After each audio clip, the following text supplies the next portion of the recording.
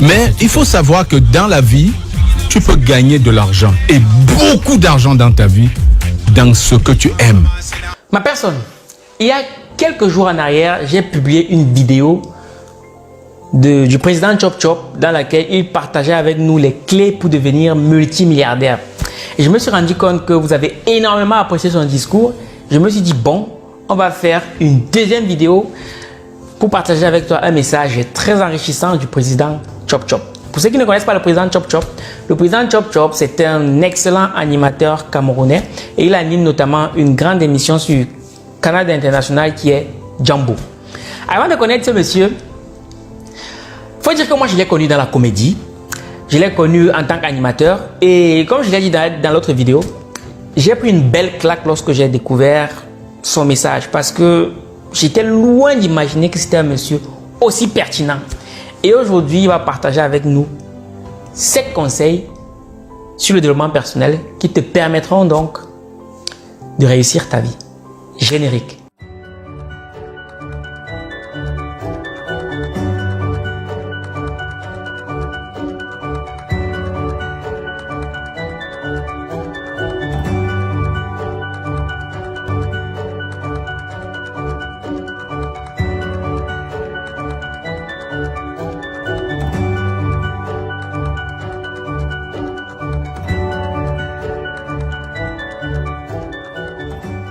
Bonjour ma personne personnelle, j'espère que tu vas bien et j'espère que comme moi tu as soif de réussite. Et bien si c'est le cas, on est ensemble. Ma personne, si tu regardes cette vidéo, ça veut très certainement dire que toi et moi nous avons quelque chose en commun. Donc ce que je t'invite à faire, c'est premièrement de t'abonner si ce n'est pas encore fait et deuxièmement de cliquer sur la cloche des notifications, ceci afin d'être informé pour toutes les prochaines vidéos que je partagerai avec toi qui vont t'enrichir encore et encore. Et la troisième annonce, ma personne, qui n'est pas des moindres, c'est que le 8 août 2021, je suis invité à Elbev au Gabon pour une conférence business qui va juste être extraordinaire. Dans ma personne, tu es au Gabon, tu es intéressé par le business, sachant que le business c'est la religion de tous les riches. Une seule date, le 8 août 2021 à Libreville. Ma personne, c'est le type de rendez-vous qu'il ne faut surtout pas manquer parce que c'est le type de rendez-vous qui à eux seuls transforme toute une vie. Maintenant que tu sais tout ça, permets-moi de me présenter. Si tu ne me connais pas encore, je m'appelle Bélias Valère, mais je préfère aussi et surtout me définir comme un chercheur d'argent parce que ma personne, les expériences de la vie m'ont permis de prendre conscience du fait que nous vivons dans un monde où les biens et services sont échangés moyennant de l'argent. D'autres vont même plus loin en disant que le Dieu dans notre monde, c'est l'argent. Dans ma personne, moi je t'invite vivement à chercher fatalement l'argent parce que tu auras beau réussir sur tous les plans de ta vie, mais si sur le plan pécunier tu es cassé, ton succès ne sera que partiel. Si toi et moi nous sommes d'accord là-dessus, on peut tout de suite écouter le brillant président Chop Chop. Il dit, papa, c'est toi qui simplifie mon travail. Ça paye. J'ai sorti les photos de moi en train d'animer le stand de Diversé Viandotte, une société canadienne qui faisait dans des produits d'hygiène. Monsieur Joseph Bikaï, qui était un grand frère, il m'avait coopté pour animer la foire qui se tenait au Hilton sur des produits d'hygiène. Alors, je gagnais par jour 50 000. C'est les Canadiens qui me payaient. Et la foire a duré 14 jours. Imaginez combien j'ai gagné. J'ai gagné plus de 700 000 francs. J'ai gagné plus de 700 000. Je paye donc le billet d'avion de mon petit frère. Mon père n'en revient pas. Il dit, mais dans votre histoire là, il dit, oui papa, c'est toi qui ne comprends pas. Il dit, ah, autant te laisser faire tout ce que tu aimes. C'est Dieu qui peut-être t'a poussé à venir payer le billet d'avion de ton frère. Peut-être Dieu me donne tort de tout ce que j'ai fait. Peut-être tu serais même plus loin. Si je t'avais laissé faire ton métier. Il dit, papa, vraiment comprends-le. Et depuis ce jour, il a béni mon travail. Ça ne fait qu'exploser. Et à la suite, j'ai continué à payer les fournitures à la rentrée pour chacun de mes petits frères. J'ai assisté à payer les fournitures. J'ai acheté les livres, des cahiers, j'envoyais. Et il a compris donc que c'était un métier. Donc c'est à vous de convaincre vos parents par votre détermination et surtout par votre engagement. Et faites-le sérieusement. Je ne jouais pas les amuseurs ou mettre des torchons dans les fesses, le ventre pour venir faire rire les gens et tendre l'assiette. Non, je m'étais organisé à faire mon travail de façon sérieuse. Ma personne, le président Chop Chop met le doigt sur quelque chose qui est fondamental, c'est que très souvent, pour ceux qui ont grandi dans des familles où le père et la mère, c'était tous deux des salariés, il y a de fortes chances que si vous décidez de lancer des business en parallèle de vos études, que vos parents ne comprennent pas vraiment la logique dans laquelle vous vous rangez. C'est normal. Mais maintenant, ce sera à vous de les rassurer. Et la manière la plus efficace de rassurer son père ou sa mère ou même son entourage, ça sera au niveau de vos résultats. Lorsque je me suis lancé sur Argent Livre, partager du contenu sur Internet et tout, ma mère me voyait tout le temps là, assis, parler derrière la caméra. Elle me disait, mais mon fils, tu es étudiant en médecine où tu parles derrière la caméra, mais tu te prends pour qui? Ce que tu fais là, ça me met un sens. Ça a duré 2 ans. 3 ans, je dirais même. Mais le jour que j'ai commencé à lui dire, Mathé, regarde, je suis en train de discuter avec une dame. On a parlé pendant 45 minutes. Elle m'a payé 50 euros. Toi, quand tu vas au travail, pour 50 euros, on te paye combien? Quand elle a commencé à voir l'argent entrer derrière mon bavardage, comme elle disait, elle a commencé à me prendre au sérieux. À un moment donné, c'est même elle qui me disait, mon fils, non, l'angle que tu as choisi là n'est pas très bien. Prends cet angle. La lumière là, ce n'est pas top. L'habit même que tu as porté là, c'est un genre. Le décor même est un genre, il faut arranger. Parce qu'il y avait les résultats. Parce que je lui ai prouvé que je ne suis pas fou. Je lui ai démontré que ce que je fais a un sens et je sais où je vais. Travaillez en silence. Les résultats parleront pour vous. C'est de ça qu'il s'agit. Et pour votre épouse, c'est à vous de l'amener à comprendre. Parce que la femme aussi a peur. C'est par besoin de sécurité que tout le monde vous conseille d'éviter telle chose, faites plutôt ça. Que ce soit vos parents et votre épouse, ils recherchent la sécurité.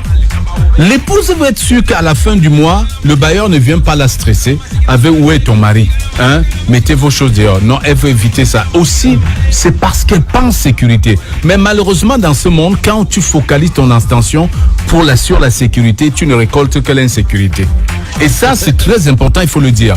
Tous ceux qui ont choisi un métier par sécurité ont accepté une position par sécurité, pas pour dire au moins j'ai mon loyer, j'ai les factures. Ils finissent toujours par regretter. C'est à leur retraite qu'ils réalisent qu'ils ont vécu dans l'insécurité jusqu'au moment où ils n'ont plus d'énergie pour faire quoi que ce soit. Et c'est malheureusement ce qui arrive. Le cas le plus patent dans nos sociétés, c'est cet esprit du fonctionnariat. Voilà. Où toute personne qui va depuis la maternelle pense que vraiment, ce rêve, c'est d'être un fonctionnaire. Ouais. Mais malheureusement, c'est le chemin le plus misérable. Le plus misérable, le plus dangereux. Vraiment, excusez-nous de le dire, hein, on n'insulte pas les fonctionnaires, mais on voudrait attirer l'attention des gens sur ce fait. Un grand penseur a dit un jour que le prix de la sécurité, c'est la richesse. Beaucoup de gens ne s'en rendent pas compte. Mais à force de vouloir chercher la sécurité, la pseudo-sécurité qu'offre le salariat, ce qu'ils font, c'est qu'ils se privent aussi de la richesse qu'ils peuvent trouver derrière le business. Parce que les profits valent mieux que le salaire. Et je l'ai déjà dit 1001 fois sur cette chaîne. Le salariat n'a jamais eu pour but de te rendre riche. Pour la simple raison que personne ne peut te rendre riche à part toi-même. La seule personne qui peut te payer comme tu le mérites, c'est toi-même. Et pour ça, ce n'est pas le salariat, c'est le business. Le business, c'est la religion de tous les riches. Tu sais, il y a quelque chose que beaucoup de gens ignorent. Je l'ai découvert récemment. C'est quelque chose qu'on appelle la loi des moyennes. Lorsque tu te lances dans une activité, tu es soumis à ce qu'on appelle la loi des moyennes. Qu'est-ce qu'elle dit? Elle dit que 90% des gens qui se lancent dans une activité vont gagner plus ou moins la même somme d'argent. C'est pour ça que même si tu es médecin, tu verras que 90% des médecins gagnent plus ou moins le même salaire. Il y a à peine 10%, ou même je vais me dire à peine 3% des médecins qui sont ultra riches. Et même ces médecins-là qui sont ultra riches, c'est que soit ils ont lancé leur business ou alors ils ont fait une découverte extraordinaire. Mais il n'y en a pas beaucoup. Ma personne, tu veux devenir riche, oublie la sécurité, la pseudo-sécurité. Parce qu'en général, lorsque tu cherches uniquement la sécurité, ce qui se passe, c'est que les décisions que tu prends sont des décisions qui sont essentiellement basées sur la peur. Parce que dès que tu parles business à un parent, à un salarié qui ne comprend rien au business, il commence d'abord par avoir peur. Il te dit, mais et si ça ne marche pas? Pourquoi ça ne va pas marcher? La différence entre les riches et les pauvres, c'est que lorsque le pauvre se lance à une activité, il se dit, et si ça ne marche pas? Alors que le riche, lorsqu'il se lance dans une activité, il se dit, je vais tout faire pour que ça fonctionne. Lorsque le pauvre se lance dans une activité, ce qu'il veut faire, c'est éviter de perdre. Et qu'est-ce qui se passe lorsque tu te lances dans une activité en évitant de perdre? Tu perds tout simplement parce que le cerveau ne comprend pas la négation. Tu dis, je ne veux pas perdre, mais le cerveau, tout ce qu'il voit, c'est perdre. Tu veux un exemple? Dis, pense un peu, je ne veux surtout pas penser à un éléphant rose. Qu'est-ce que tu vois? Un éléphant rose. Le subconscient ne fait pas la différence entre la négation et la... Non. Tout ce que tu lui montres, dès que même si c'est négatif, lui prend seulement, il accepte. Le riche à l'inverse. Lorsqu'il se lance, il va pour gagner. Dans ma personne, lorsque je te lance en business, dis-toi que je vais tout faire pour que ça fonctionne. Maintenant, c'est la voie de la connaissance. L'université, vous pouvez acquérir des connaissances incroyables à l'université qui vont vous servir à votre enrichissement après. Absolument. Parce que même Honda, qui n'a pas été un bon élève, qui n'a pas obtenu ni de bac, ni de BEPS, tout ce que vous pouvez dire, Honda a réussi à rentrer à l'université pour apprendre un détail sur l'ingénierie. Il s'est inscrit au cycle d'ingénieur sans baccalauréat et sans rien. Et quand il est ressorti, il a eu ce qu'il voulait. Il allait appliquer dans ses ateliers. Il a créé sa voiture, ses moteurs. C'est tout ce qui intéressait Honda. Voilà pourquoi il est allé à l'université. Vous aussi, vous êtes dans des grandes universités. Vos parents dépensent des fortunes. Pour que vous sortiez, allez vous asseoir les fesses par terre pour demander un matricule. C'est ça justement le culte du parchemin qui détruit notre jeunesse. Il y en a qui ne savent même pas qu'ils ont un potentiel incroyable qu'ils peuvent exploiter. Ils ont un potentiel, mais tout le monde voit que ce monsieur a un potentiel incroyable, mais le dernier à être au courant. Ma personne, même dans la Bible, il est écrit pour ceux qui sont croyants, mon peuple meurt faute de connaissance. Pas faute de diplôme, faute de connaissance. Donc cherche la connaissance qui t'affranchira. Malheureusement encore, beaucoup de gens pensent que connaissance rime forcément avec diplôme. Il n'y a rien à voir. Il y en a un une fois qui me contacte, qui me dit, Valère, tes formations, est-ce qu'il y a un diplôme derrière? Je lui ai dit non. Tu viens chercher l'information et maintenant c'est à toi d'utiliser l'information là pour gagner de l'argent derrière. Parce qu'en réalité, dans la vie, dans le business, le seul diplôme c'est l'argent. Eh oui, tu fais de l'argent, tu as raison. Tu fais pas d'argent, tu as tort. C'est clair, net et précis. Et puis même quand vous allez à l'école là, comme Simon Ouedraogo disait dans l'une de ses vidéos, si tu es le premier de la classe et que tu n'as pas payé la pension, mais on te vire, bon, c'est là que je te rends compte qu'en fait l'école n'a rien à cirer des premiers de la classe. Si tu vas à l'école, tu es premier, tu n'as pas d'argent, on te vire. Alors que le dernier de la classe, s'il paye la pension, il va être assis au même banc, sur le même banc que toi. Et tu t'amuses, même s'il paye bien, toi tu seras assis derrière et lui il sera assis devant. Parce qu'il a le pouvoir financier. Nous vivons dans un monde où c'est l'argent qui gouverne. Tant que je n'aurai pas compris ça, tu auras beaucoup de problèmes. Donc, les cultes des diplômes, pas les diplômes, franchement, le plus important est ce que tu sais faire. Et j'ai écouté Ricardo Kanyama, j'ai écouté Simon Ouedraogo, j'ai même écouté Claudien Noubissi. La majorité des connaissances qu'ils ont n'ont pas été soldées par un diplôme. Moi, aujourd'hui, je suis des formations. Toutes les semaines, je me forme. Tout ce que je sais aujourd'hui dans le business, est-ce que j'ai eu besoin d'un diplôme pour attester? On voit sur les résultats. Dès lors que tu apportes une information importante, on voit. On n'a pas besoin nécessairement du diplôme. Même le fondateur d'iPhone, comment il s'appelle? Steve Jobs. Il a fait 6 mois à l'université. Il allait apprendre la calligraphie. Donc il est allé à l'université, justement pour apprendre juste une leçon. Et ça lui a permis de construire un empire comme l'iPhone et comme Apple, qui aujourd'hui embauche des personnes qui ont plus de diplômes que lui. Ma personne, le diplôme c'est bien, mais ça ne fait pas tout. Mais il faut savoir que dans la vie, tu peux gagner de l'argent et beaucoup d'argent dans ta vie, dans ce que tu aimes. Et il ne faut pas oublier cela. Et d'ailleurs, pour faire de l'argent et faire beaucoup d'argent, il faut commencer d'abord par aimer ce que vous faites. Ou alors par faire ce que vous aimez le plus. Je vais vous prendre des exemples simples. Dans chaque corps de métier, les plus brillants, les plus riches sont ceux qui font ce qu'ils aiment le plus. Prenons dans la musique. Le jeune Fally Ipupa est classé parmi les artistes africains les plus riches. Les artistes black même les plus riches. Il y en a même en France qui ne peut pas le tutoyer. Les plus riches, pourquoi? Parce qu'il aime ce qu'il fait. Il l'aime tellement. Quand vous voyez ce bonhomme sur scène, Fally Ipupa, il respire le bonheur. Il transpire du bonheur. Vous savez que c'est le moment, le plus bon moment au monde, le plus bel espace au monde pour lui, c'est la scène. Et quand il chante, vous avez l'impression qu'il met un peu de son âme dans chacune de ses chansons. Et il aime ça. Est-ce que ça lui empêche d'être riche? À côté, vous avez des gens qui font la même musique, qui ont autant de talent, sinon plus que Fally, mais ils ne réussissent pas, ils ne se font pas de l'argent. Simplement parce que soit ils ont fait la musique à cause du fait qu'un aîné leur a arraché une petite occasion avec la guitare, ou peut-être simplement parce qu'il veut aussi qu'on parle de lui. Parce qu'il n'a pas une passion, ce n'était pas sa vraie passion. Donc, regardez au football. Ceux qui font le plus d'argent dans le football, c'est ceux-là qui y sont arrivés par passion. Regardez Lionel Messi, regardez Cristiano Ronaldo. Cristiano, c'est le sportif, l'athlète le plus riche au monde aujourd'hui. Parce qu'il est l'athlète le plus connecté sur les plateformes, le plus suivi au monde. En plus, il a les plus gros salaires. Vous avez Samuel Eto'o, il a toujours dit dans ses interviews, jouer au football pour moi, c'était ma cour de récréation. C'était le plus grand moment de bonheur. Mais je ne savais même pas qu'on pouvait payer pour ça. Et une fois que j'ai découvert que je pouvais être payé pour ce que j'aime le plus au monde, j'avais l'impression que c'est moi qui devais payer pour jouer. Et là, j'ai pris du plaisir. Comprenez, analysez ces paroles. Vous allez comprendre qu'on peut se faire de l'argent, beaucoup d'argent, mais à condition de faire ce qu'on aime. Parce que l'inverse est catastrophique, Francis. Parce que si vous n'aimez pas ce que vous faites, vous ne pouvez pas, vous pouvez pas être bien là-dedans. Vous n'aurez pas d'énergie à le faire. Vous allez faire mal parce que vous serez déconnecté. Votre motivation sera basse. Vous serez déconnecté. Vous serez dégoûté. Vous serez déconcentré. Je vous dis, j'ai essayé ce que je n'aime pas. Ça m'a dépassé.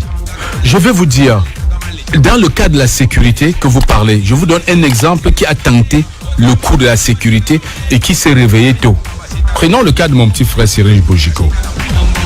Cyril est parti du privé. Scientou, pour le public, la CRTV, où il a eu ce sésame derrière lequel beaucoup courent, au point de poser les fesses par terre, pleurer, qui n'ont pas de matricule.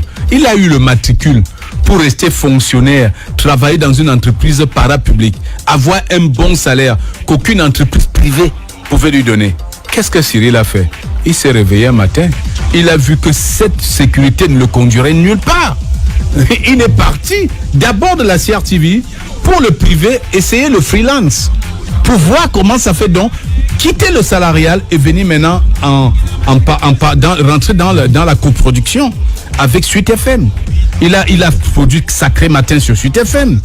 Et maintenant, qu'est-ce qui s'est passé? Il a créé son entreprise. Il a créé sa radio. Il a compris. Aujourd'hui, il a ajouté une chaîne de télé.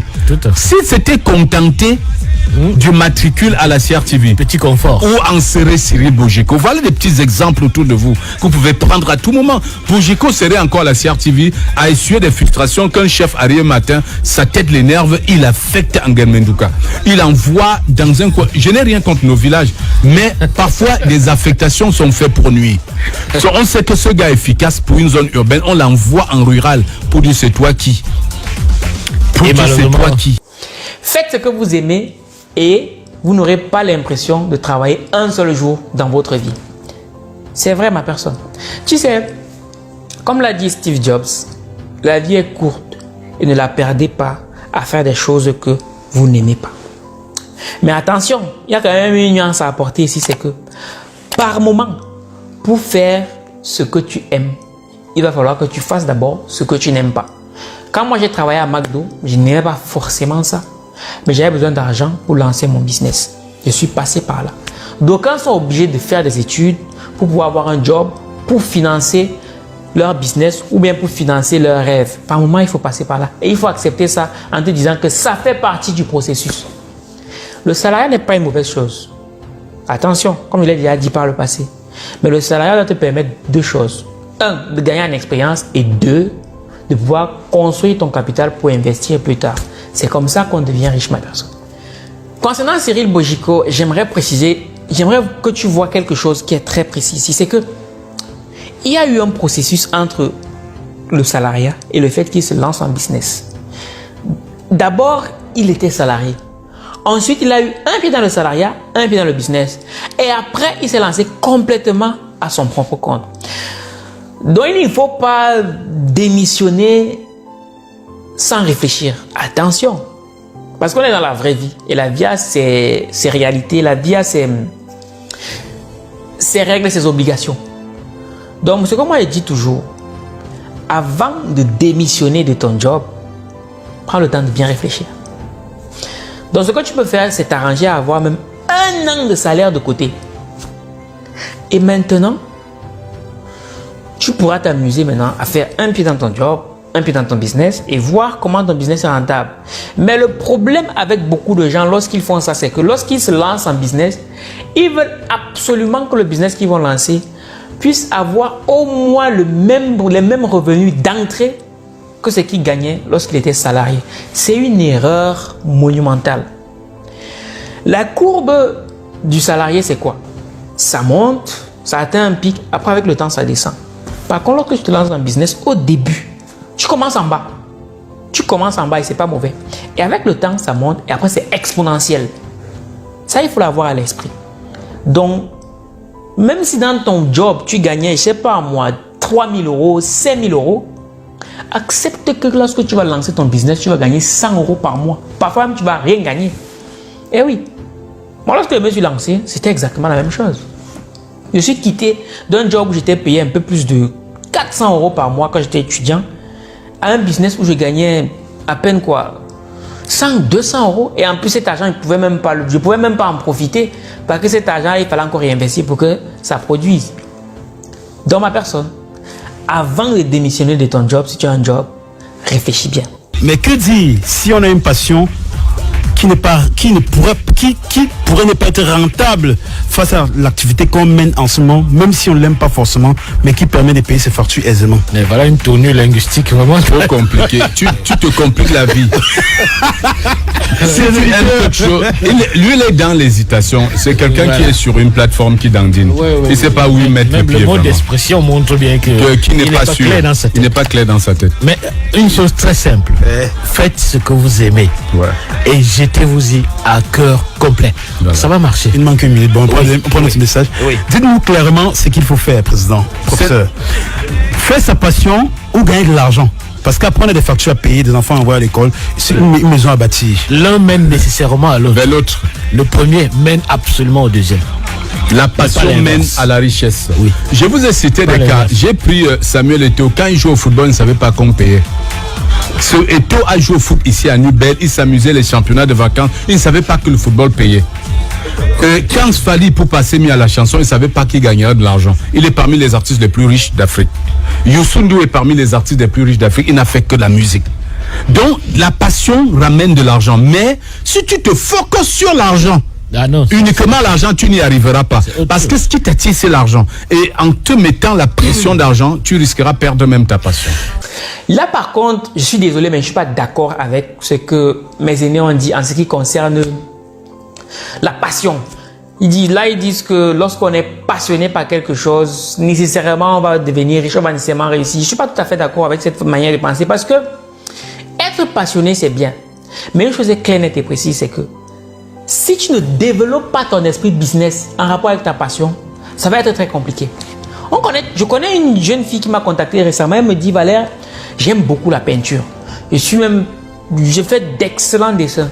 Mais maintenant, je me pose la question de savoir comment faire pour gagner de l'argent avec mon dessin. En fait, elle fait de la peinture. Elle est excellente. Malheureusement, les seules personnes qui savent qu'elle fait de la bonne peinture, c'est sa famille. Eh oui. Il faut toujours penser business. Tu as une compétence, à toi de réfléchir sur comment transformer cette compétence-là en argent. Si tu as une passion, tu es passionné par le foot, tu es passionné par la peinture, tu es passionné par la danse, et que derrière tu n'as pas cette capacité à pouvoir monétiser ta passion, et bien ma personne, ta passion, tu vas mourir avec, tu ne vas jamais gagner d'argent. C'est clair et précis. Donc moi je trouve que dis juste qu'il faut être passionné et on va forcément réussir. Je ne suis pas tout à fait d'accord. Passionné, oui, c'est sûr que quand tu es passionné par quelque chose, tu ne comptes pas tes heures, tu deviens excellent. Mais encore, il faut que les gens sachent que tu es excellent dans ce domaine-là. Mais encore, il faut que les gens soient prêts à te payer pour faire ce qui te passionne. parce que les gens ne te payent pas parce que tu es passionné. Non, les gens te payent parce que ta passion résout un problème qu'ils ont eux.